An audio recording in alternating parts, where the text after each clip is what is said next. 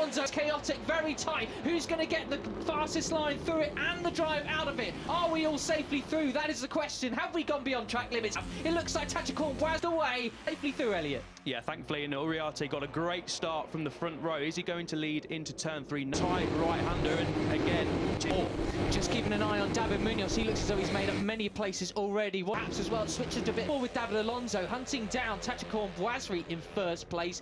Tachikon Boisri, the number 5, on here in Pilato, the rookie sensation here, winning his first. To take the lead, that of course is your pole sitter, but we're around the final corner then, and it's Tachikon Boisri who leads the way out. A change of the lead as we come across the line towards the inside, but so does Uriarte. They're not able to outbreak Boisri though. How about Ron David Munoz? Watch, where does he come across the line? He came across the line in 10th position, but he's moved up to 9th. Holgana just behind him. That's a puzzling one.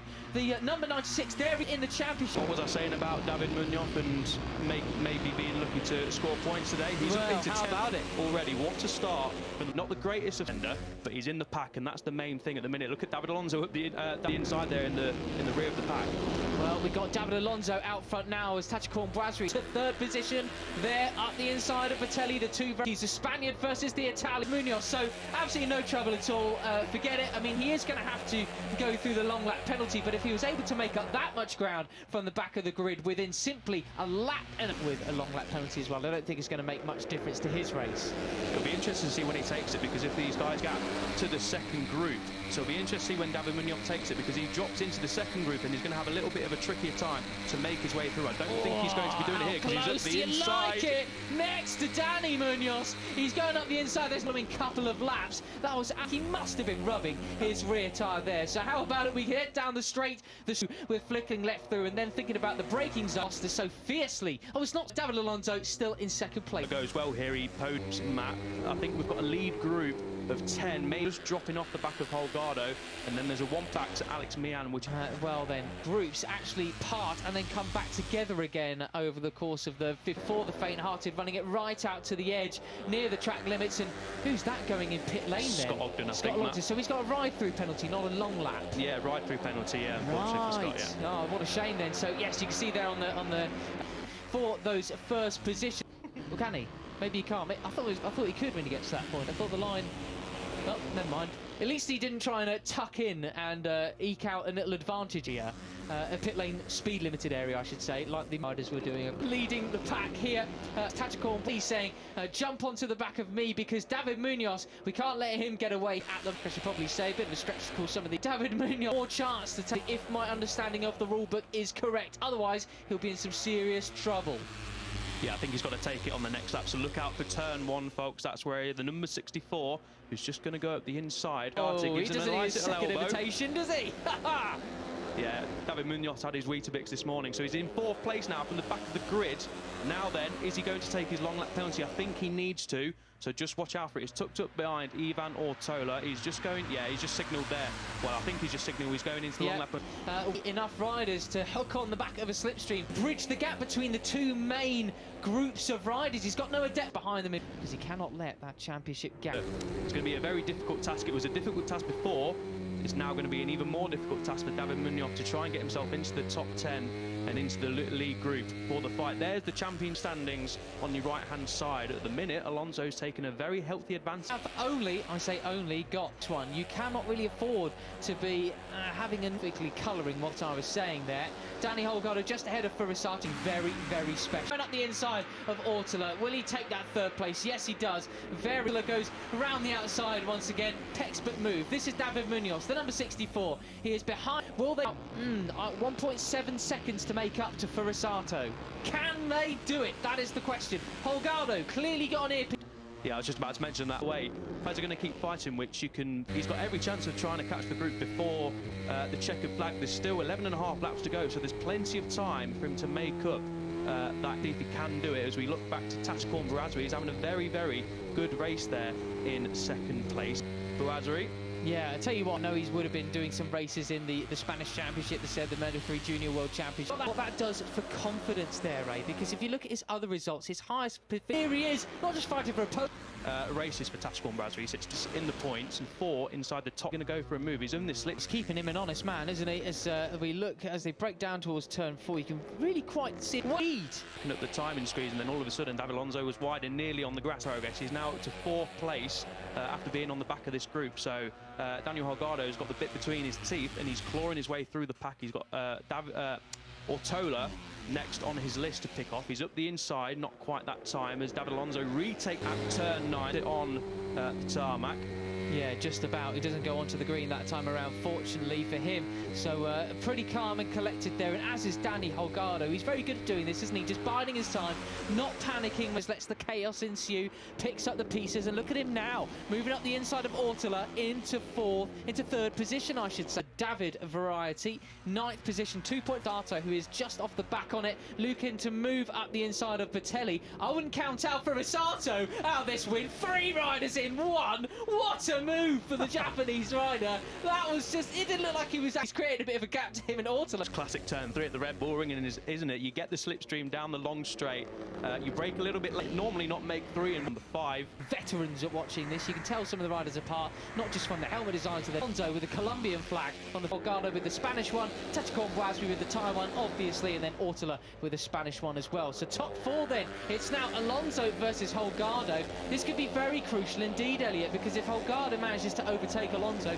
he's keeping him pretty honest in the championship standing. At this stage of the week, the cup standings lead him. He was lookless in that crash at turn 1 caused by David on the podium, but you can definitely tell he wants to win. Though, Elliot, what a graphic down the bottom there. David Alonso, last lap, a 1:40.1. David Munoz, 1:40.4. So that is not going to be good enough, these guys. And plenty of time for something else to happen. He, of all people, should know that after last time out. I was going to say, this is the Red Bull Rookies Cup, and anything can happen. It's drama central a lot of the time. So yeah, David Munoz can always... These guys in the second group there, then will they be able to get through turn out? Furusato goes pretty wide there, has to concede a place and gets nerfed way off the track, didn't he? As Uriarte, he's gone completely missed. Quite what happened there, but it's very easily done. We've seen it across all classes this weekend, and very easy. It's easy to get out of speed, probably the lowest speed on the circuit. So yeah, a difficult corner to get right and a very easy corner to get wrong. Absolutely true, yeah. Completely agree with that. FIM stewards. Oh, how about this, Elliot? Exceeding track limits for your race leader. Long lap penalty for David Alonso. Well, no one is safe. No one is exempt from this sort of punishment there. He will be getting the signal from the pit board around this race. But yes, we do. He had it. So he's been told he will the race last time around. Matteo Bertelli, your most recent lap from 5th up to 4th. He is dragging these guys closer to them. That's not true. It's not Ortola with 1.2 seconds back. It's wrong. Ignore it. He is there. He's with them. He's in 5th, and he's going to battle for the win once again. Bertelli can win that second race. But what were we saying about drama, Matt? Yeah. We never know when it's coming, and there it is. David Alonso, the championship leader and the race leader, has a long lap penalty on the off. It's 5.1 seconds as things stood over the line. So David Munoz, if he nails the long lap penalty. And we've got a track limits warning for race leader Danny Holgado as well. Same goes. Eyes did not deceive me. So no more ifs and buts for either of those guys. That could well leave someone like Tactical Brasserie in the lead should Danny Holgado make another infraction. Keep a close eye on whether those tyres touch the green coming out of these. This time around, 6 laps to go. He's braked. Has he seen it? He has not. He has opted not to go for it this time around, so he'll get 2 more opportunities to take that long lap penalty. Else they will dock him several seconds. Oh, long lap penalty for Furusato as well. Just come up on our timing screens at the back of this group. So goodness me, absolute drama all over. Yeah, we saw this, I was just about to say, we saw this in Jerez, Matt, didn't we? A load of the front runners got long lap penalties towards the end of the race. Now they're going to be able to take them before If they don't, like you say, they're going to get penalised a little bit later on in the race, so they didn't. But Alonso's going to have to take it either. They assume by now that he's got a long lap. He's just going to drag you wide and onto the green, you know. But I know they've got to take such long. Is he going to get these penalties? You're not going to win.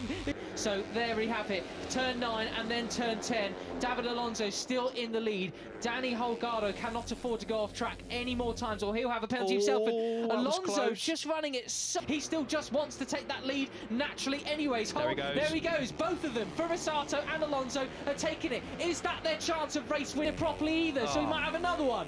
That penalty, it's brutal, but they are the rules. So yeah, if Furisato finds, unfortunately for the young Japanese rider, he's going to have to take another long lap penalty. I'm just seeing how far back David Munoz and Alonso's the race. David Munoz is only favour. But as it stands right now, we have Danny Holgado in the lead. That brings the cup standings to 7 points, separating first and third in the series. Open. Another one.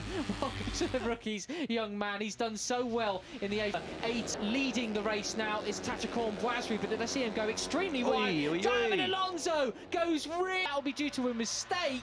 Oh, I believe it. He's clearly pushing his David Alonso because he knows David Munoz, the champion, his closest championship rival, is right behind him. And if I weren't mistaken, Daniel Munoz exceeded track limits as well.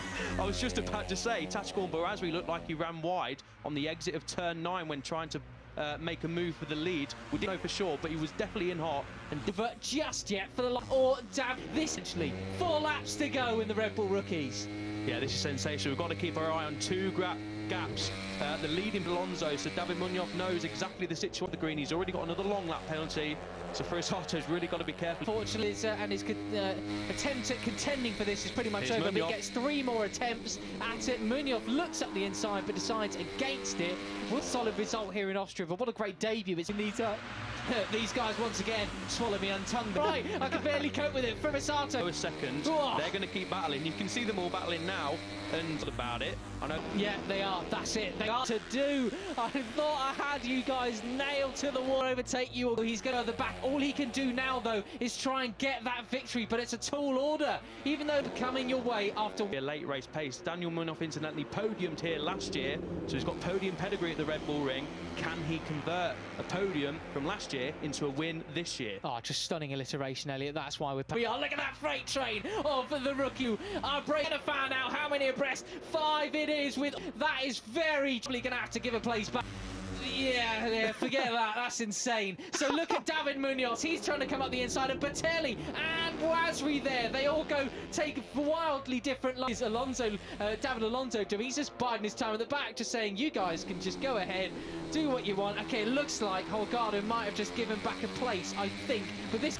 And now he's about to move up into 3rd place. If he's in the slipstream, I thought he was up the inside, but we'll look into turn 9. No, not quite. Uriarte holds it. Hello, here we go. Daniel Holgado. Danny has got a long lap penalty. It's it. So he's going to have to take it. Well, he won't get a chance. He's just going to get Dr. Place, isn't he? He's not going to get a chance to take it. So that is disaster for Holgado. He did not need that whatsoever. Who was that sitting up there? I think they were just avoiding the slipstream, actually. I think it was... Uriarte maybe, but how about it then? Last lap in the Rookies Cup for this sensational race 1 in Austria. 1 out of 4. Actually, I thought we'd see a little bit more. It's on the grass! It's David Munoz. He gets pushed on. It was cheeky, maybe not really appropriate, but we're into turn 3. I thought Alonso was being quiet, but no, he's just picking them off one by one, corner by corner. He's still 1/3. Few more corners to go, Elliot. This last find the long lap penalty, so he's going to have a penalty at the end of the race. Daniel Munoz could be getting the win. Ortela doesn't want to give second up. He doesn't. He moves up the inside. Keep it in. David Munoz would take 5th place, I think. I mean, who knows? This is the Red Bull Rookies. It could all change now after this. I didn't see anyone exceeding track limits on the last lap, so hopefully that's the end of the penalties after Holgado's. But... Wow. What a race. Breathless. Wow. Daniel Munoz. Well, I tell you what, he's been through the mill, hasn't he? He's had a rough time of it lately, copping some abuse on social media for an accident which was not his strategy back in Barcelona MotoGP. That must mean so much. It was really nice to see David Munoz, not related,